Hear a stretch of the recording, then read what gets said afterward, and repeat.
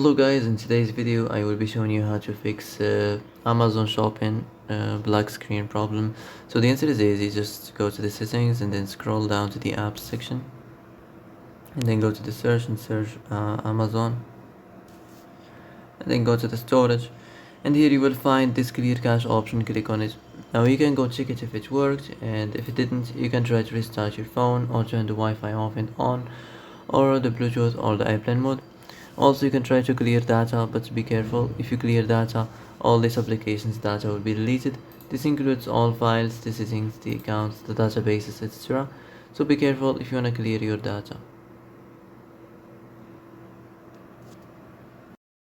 And that's it for today's video. I hope this is the answer you've been looking for. If you like this video, don't forget to like and subscribe, and see you in the next video. Thanks for watching.